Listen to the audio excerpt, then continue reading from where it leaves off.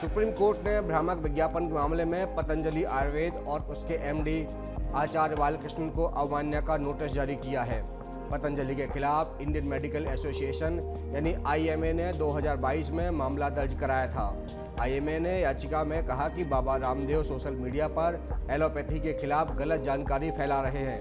इस केस की सुनवाई जस्टिस अमानुल्लाह की बेंच में चल रही है। पिछली सुनवाई 21 नवंबर 2023 को हुई थी। तब कोर्ट ने कहा था कि पतंजलि को सभी भ्रामक दावों वाले विज्ञापनों को तुरंत बंद करना होगा। कोर्ट ऐसे किसी भी उल्लंघन को बहुत गंभीरता से लेगा और हर एक प्रोडक्ट के झूठे दावे पर 1 करोड़ जुर्माना लगाएगा। आइए कुछ अन्य तथ्यों पर भी नजर डालते हैं। आईएमए की ओर से कोर्ट में पेश एडवोकेट पीएस पटवालिया ने कहा कि पतंजलि ने योग से डायबिटीज और अस्थमा को पूरी तरह ठीक करने का दावा किया था।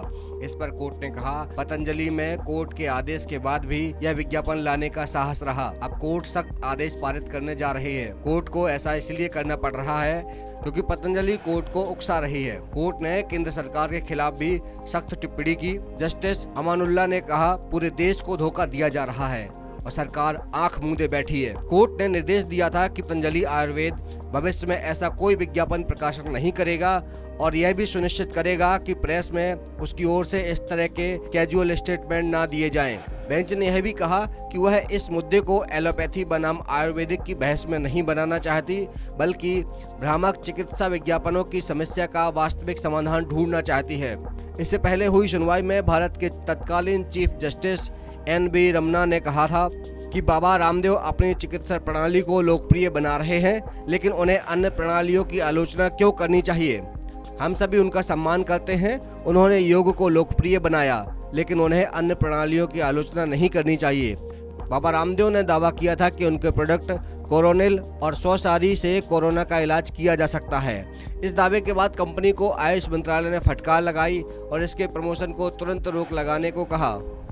2015 में कंपनी ने इंस्टेंट आटा नूडल लॉन्च करने से पहले फूड सेफ्टी और रेगुलेटरी अथॉरिटी ऑफ इंडिया से लाइसेंस नहीं लिया था। इसके बाद पतंजलि को फूड सेफ्टी के नियम तोड़ने के लिए लीगल नोटिस का सामना करना पड़ा था। 2015 में कैंटीन स्टोर्स डिपार्टमेंट ने पतंजलि के आंवला जूस को पीने के लिए अनफिट बताया था। इसके बाद सीएमडी ने अपने सारे स्टोर से आंवला जूस हटा दिया था। 2015 में ही हरिद्वार में लोगों ने पतंजलि घी में फंगस और अशुद्धियां मिलने की शिकायत की थी।